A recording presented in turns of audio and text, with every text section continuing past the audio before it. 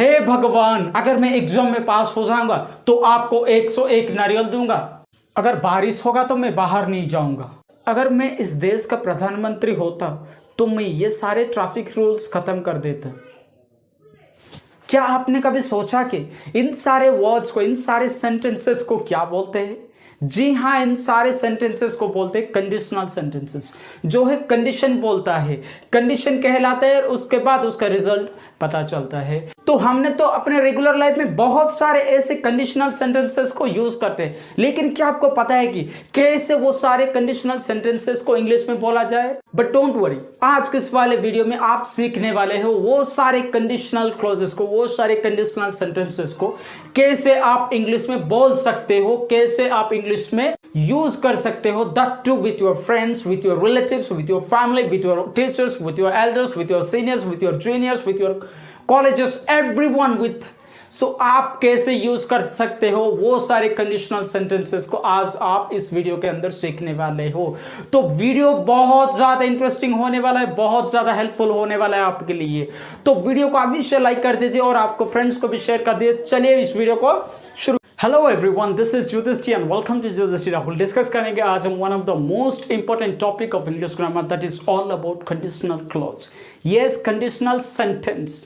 तो आज हम इस वीडियो के अंदर डिस्कस करेंगे कंडीशनल सेंटेंस एक्चुअल में होता क्या है और ये कंडीशनल सेंटेंस कितने हिस्से में डिवाइड किया गया, वो सारी बात हम आज के इस वाले क्लास के अंदर डिस्कस करेंगे। उसके साथ हम डिस्कस करेंगे कि कंडीशनल सेंटेंसेस हमारा रेगुलर लाइफ में क्यों इतना इंपॉर्टेंट है। तो चलिए वीडियो को शुरू करते विदाउट डूइंग एनी लेट। तो यहां पर देखिए, कंडीशनल सेंटेंस क्यों इतना इंपॉर्टेंट है, पहले हम डिस्कस करते हैं इसके बारे में। हमारे लाइफ में कंडीशनल सेंटेंस क्यों इतना इंपॉर्टेंट है? हम तो भाई सब्जेक्ट सीख लिया, ऑब्जेक्ट सीख लिया, वर्ब सीख लिया। Subject, verb and object. एक सेंटेंस फॉर्म करने के लिए, इंग्लिश में एक सेंटेंस बोलने के लिए हमको चाहिए सब्जेक्ट, वर्ब एंड ऑब्जेक्ट। ये तो हमने सीख लिया, हमको तो पता ही। तो क्यों हम कंडीशनल सेंटेंस को हम हमारा रेगुलर लाइफ में यूज करेंगे? तो यहां पर मैं बता देना चाहूंगा, एक आदमी 10 से 15 सेंटेंसेस हर रोज बोलता है, कंडीशनल सेंटेंसेस का उपयोग करता है। 10 से 15 कंडीशनल सेंटेंसेस हर रोज बोलता है एक आदमी। तो वहां पर अगर आपको हिंदी में बोलना है तो वो चल जाएगा, आप हिंदी में बोल दोगे। लेकिन अगर आपको इंग्लिश में बोलना है तो आपको तो सब्जेक्ट, वर्ब एंड ऑब्जेक्ट से काम नहीं चलेगा, यहां पर और कुछ अलग लगाना पड़ेगा। तो यहां पर आज की इस क्लास में वो सारे कैसे हम कंडीशनल सेंटेंसेस को हम हमारा रेगुलर लाइफ में यूज करते हैं, दैट टू इन इंग्लिश। कैसे हम हिंदी टू इंग्लिश में ट्रांसलेट कर सकते हैं कंडीशनल सेंटेंसेस को, और कैसे वो सारे सेंटेंसेस को हम यूज करते हैं हमारा रेगुलर लाइफ में, वो देखेंगे। तो अब देखते हैं कंडीशनल सेंटेंसेस के बारे में कुछ tips. The sentence which has a condition. Conditional sentence का मतलब क्या है?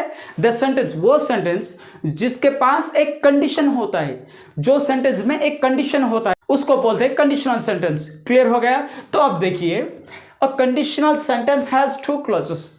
एक यानी कि एक कंडीशनल सेंटेंस है, ये सपोज एक कंडीशनल सेंटेंस है और इसके 2 क्लॉजेस है। अगर आपको क्लॉज क्या पता नहीं तो उसके ऊपर मैं ऑलरेडी एक वीडियो बना चुका हूं। अगर आपने वो वाली वीडियो नहीं देखा तो मैं आई बटन पर लिंक दे दूंगा, जाकर वहां देख लीजिए। तो एक कंडीशनल सेंटेंस में 2 क्लॉजेस होते हैं, ये 2 क्लॉजेस होते हैं, ये क्लॉज एंड ये क्लॉज। जो है first is if clause, if clause है first is, second is main clause, इसको बोलते हैं मेन क्लॉज, इसको बोलते हैं इफ क्लॉज। एक कंडीशनल सेंटेंस में 2 क्लॉजेस होते हैं, जो है इफ क्लॉज फर्स्ट है, सेकंड है मेन क्लॉज। ये हो गया। चलिए, if the sentence starts with if clause then there will be a comma after the if clause. यहां पर क्या कहलाता है ये tips? If the sentence starts with if clause, अगर ये कंडीशनल सेंटेंस इफ क्लॉज से स्टार्ट हो रहा है, इफ क्लॉज से स्टार्ट हो रहा है ना, तो वहां पर आफ्टर द इफ क्लॉज के बाद यहां पर एक कोमा लगाना पड़ेगा, उसके बाद मेन क्लॉज स्टार्ट होगा। अगर इफ क्लॉज पहले है, एक कंडीशनल सेंटेंस में 2 क्लॉजेस होता है, एक है इफ क्लॉज, 2 है मेन क्लॉज। अगर ये सेंटेंस में, अगर वो कंडीशनल सेंटेंस में इफ क्लॉज पहले आता है तो इफ क्लॉज के बाद एक कोमा लगाना पड़ता है। अगर इफ क्लॉज बाद में आता है, पहले मेन क्लॉज आता है, तो वहां पर कोई कोमा लगाने की जरूरत नहीं है। तो यहां पर देखिए ये डेफिनेशन क्या कहलाता है, if the sentence starts with if clause then there will be a comma after the clause. आपको अगर वो सेंटेंस इफ क्लॉज से स्टार्ट हो रहा है ना, तो वहां पर आपको कोमा लगाना पड़ेगा after the if clause, before the main clause. Okay, उसके बाद एग्जाम्पल देखिए, if you rest you will feel better, if you rest you will feel better. यहां पर देखिए इफ क्लॉज क्या है, मेन क्लॉज क्या है, जिस क्लॉज पर इफ लगा हुआ होता है ना, तो वहां पर उसको बोलते हैं इफ क्लॉज। क्लियर? उसके बाद जो रहेगा उसको बोलते हैं मेन क्लॉज। अगर इफ क्लॉज पहले हो ना उस कंडीशनल सेंटेंस में, तो वहां पर लगाना पड़ेगा कोमा, जो में हमने लगा दिया था। यह है करेक्ट सेंटेंस। यहां पर देखिए इफ क्लॉज किसको बोलते हैं, मेन क्लॉज किसको बोलते हैं। इफ क्लॉज का काम क्या है, ये कंडीशन रखता है, ये कंडीशन देता है, कंडीशन बोलता है। इफ यू रेस्ट, अगर तुम रेस्ट लेते हो ना, अगर तुम रेस्ट लेते हो ना, ये कंडीशन देता है। ये मेन क्लॉज है ना, ये रिजल्ट के बारे में बात करता है, रिजल्ट के बारे में बात करते हैं ना, इस कंडीशन का रिजल्ट के बारे में बात करता है ये main clause. If you rest, अगर तुम रेस्ट लेते हो ना, ये कंडीशन देता है। यू विल फील बेटर, तुम बेटर फील करोगे, ये रिजल्ट है, ये रिजल्ट है। अगर तुम रेस्ट लोगे ना, तुम बेटर फील करोगे, ये रिजल्ट है। क्लियर होगा? ये था if clause and main clause. If clause का काम क्या है, ये कंडीशन देता है, कंडीशन बोलता है। मेन क्लॉज का काम क्या है, ये रिजल्ट प्रोवाइड करता है according to if clause. Clear हो गया? उसके बाद the types of conditional sentence. यहां पर कंडीशनल सेंटेंस को कितने हिस्से में डिवाइड किया गया, देखिए conditional sentence is divided into 4 types. What are they? Type 0, type 1, type 2 and type 3। यहां पर कंडीशनल क्लोज को 4 हिस्से में डिवाइड किया गया, जो है टाइप 0, टाइप 1, टाइप 2, टाइप 3। यहां पर हम एक एक करके धीरे से पढ़ेंगे, आप ज्यादा घबराने की जरूरत नहीं है। तो यहां पर देखिए टाइप 1 का मतलब क्या है, जो है नेचुरल ट्रूथ, जो है साइंटिफिक ट्रूथ, मैथमेटिकल ट्रूथ, जो है जनरल ट्रूथ, वो सारे नेचुरल प्राकृतिक सत्य है, उसको बोलते हैं टाइप 0। उसके बाद type 1 possible action in the future, possible action in the future. उसके बाद type 2 impossible action in the present. उसके बाद type 3 impossible action in the future. तो अब हम एक एक करके डिस्कस करेंगे क्या है type 0, type 1, type 2 and type 3। तो चलिए एक एक करके डिस्कस करते हैं। तो अब हम देखते हैं हमारा फर्स्ट स्टेप है जो है टाइप 0, जो है कंडीशनल सेंटेंस का फर्स्ट सेंटेंस जो है टाइप 0। टाइप 0 का मतलब क्या है, टाइप 0 के अंदर कौन कौन सा सेंटेंस कंडीशनल सेंटेंस आता है। यहां पर देखिए टाइप 0 का मतलब है नेचुरल ट्रूथ, जो प्राकृतिक सत्य है, general truth, natural truth and general truth, ये सारे सेंटेंसेस है ना, ये टाइप 0 के अंदर आता है। आगे समझेंगे आप इस सेंटेंस को कैसे पहचान जाए। अगर ये होता है तो ये होता है, ये से आता है सेंटेंसेस, अगर ये होता है तो ये होता है, तो ऐसे आते हैं सेंटेंस। फॉर्मूला इसका देखिए, to translate from Hindi to English, देखिए इसका फॉर्मूला क्या है, if plus when plus simple present plus simple present. यहां पर देखिए इफ यानी कि व्हेन या इफ लगाएंगे, उसके बाद सिंपल प्रेजेंट मतलब subject plus V1 plus object, यहां पर भी subject plus V1 plus subject, simple present plus simple present. ये है इफ क्लॉज, ये है मेन क्लॉज। क्लियर हो गया? उसके बाद देखिए एग्जांपल देखते हैं। अगर बर्फ पिघलती है तो वह पानी में बदल जाती है। अगर बर्फ पिघलती है तो वह पानी में बदल जाती है, ये नेचुरल ट्रूथ है। अगर बर्फ पिघलती है तो पानी में बदल जाती, ये नेचुरल ट्रूथ, इसको कोई चेंज नहीं कर सकता, इसलिए ये सेंटेंस है ना टाइप 0 के अंदर आता है। वो सारे नेचुरल सेंटेंसेस है ना, नेचुरल ट्रूथ है ना, तो वो टाइप 0 के अंदर आता है। देखिए इसका ट्रांसलेट कैसे किया जा सकता है। If the ice melts it converts into water. If, यहां पर इफ को इफ लगा दिया, उसके बाद सब सिंपल प्रेजेंट, सिंपल प्रेजेंट मतलब the ice subject, melts verb, यहां पर ऑब्जेक्ट नहीं है, छोड़ दो। उसके बाद सिंपल प्रेजेंट क्या है, यहां पर subject verb, it means subject यानी कि कन्वर्ट्स मीन्स वर्ब, उसके बाद वाटर ऑब्जेक्ट हो गया। If simple present plus simple present. जब हम टाइप 0 के बात करते हैं ना, तो वो सारे natural truth sentences and general truth sentences है ना, वो सारे टाइप 0 के अंदर आता है। और to translate from Hindi to English we need this particular formula which is if या फिर when plus simple present plus simple present.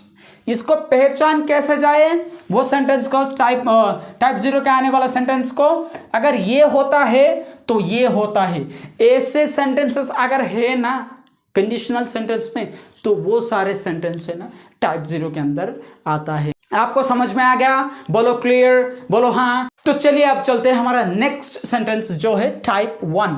तो ये है हमारा टाइप 1 जो है possible action in the future, यानी कि ये कंडीशनल सेंटेंस जो है फ्यूचर में जो एक्शन फ्यूचर में पॉसिबल हो रहा है, तो वो सारे सेंटेंसेस है ना टाइप 1 में आता है। तो इसको पहचाने कैसे, अगर ये हो, अगर ये करे, अगर ये करेंगे तो वो होगा, तो वो हो सकता है, ऐसे सेंटेंस, ऐसे वाला सेंटेंस जो है फ्यूचर में हो सकते हैं, फ्यूचर में पॉसिबल है, तो वो सारे सेंटेंसेस है ना टाइप 1 में आता है। देखिए इसका फॉर्मूला क्या है, to translate from Hindi to English, if plus when plus if, यानी कि व्हेन प्लस सिंपल प्रेजेंट, इसका मतलब है subject plus V1 plus object, उसके बाद will, may, might and could, इन चारों में से कोई एक को यूज करना पड़ेगा, उसके बाद V1 यानी कि वर्ब 1, इफ या फिर when plus simple present plus will,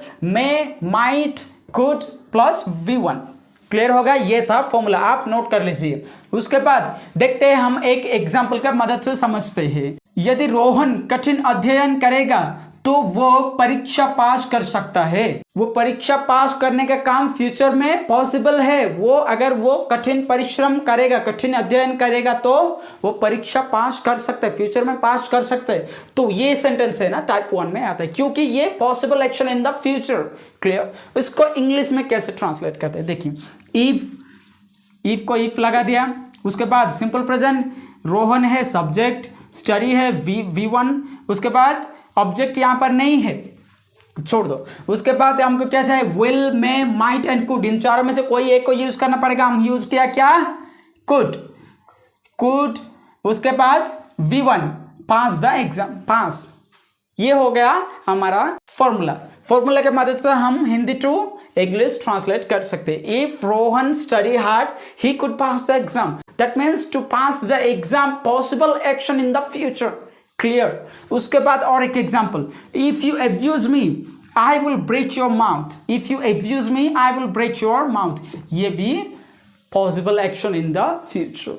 तो ये था टाइप 1 जो है possible action in the future. आप कैसे पहचान सकते हो, अगर ये हो, अगर ये करे, अगर ये करेंगे तो वो होगा, तो वो हो सकता है। अगर इस मीनिंग वाला सेंटेंस है ना कहीं पर भी, तो आप फटक से जान जाओगे ये टाइप 1 में आता है, जो है possible action in the future. तो ये था हमारा टाइप 1। अब चलते हैं हमारा type 2।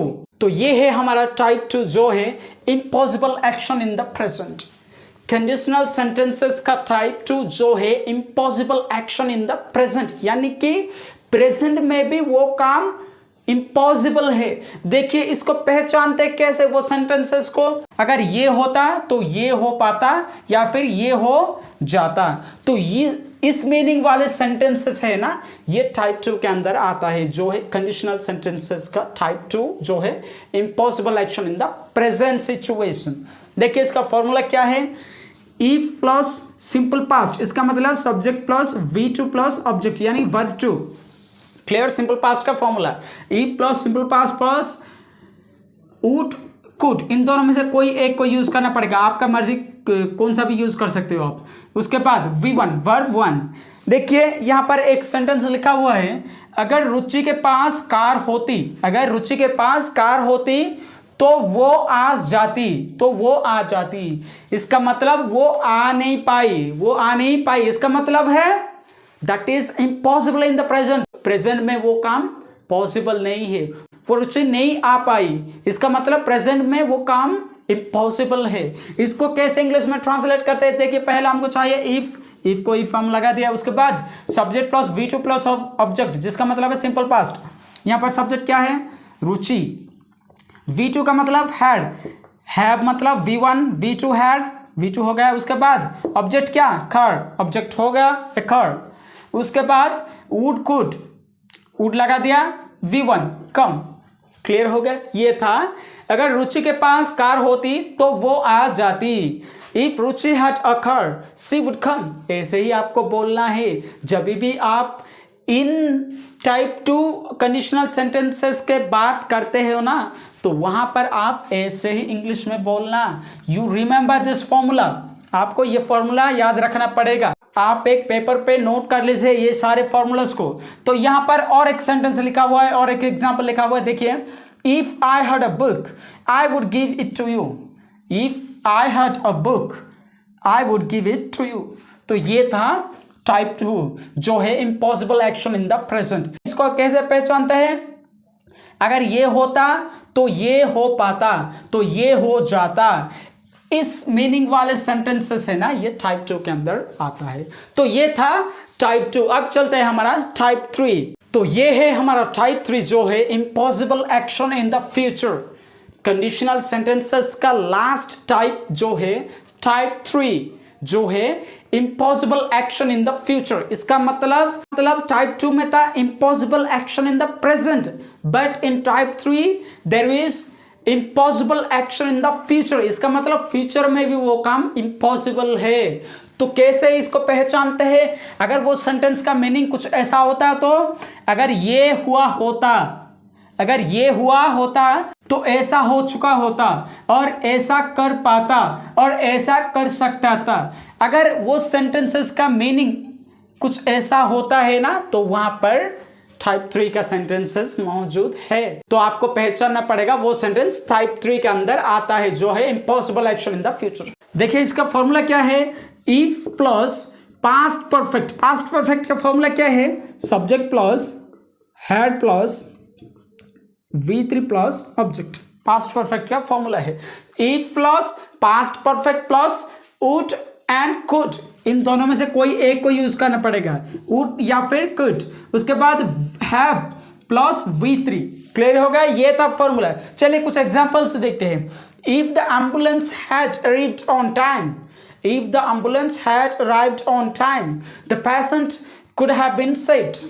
The patient could have been saved. इसका मतलब है इफ का इफ यूज कर दिया यहां पर हमने। उसके बाद पास्ट परफेक्ट क्या formula, subject plus had plus V3 plus subject. यहां पर सब्जेक्ट क्या है, एम्बुलेंस सब्जेक्ट है।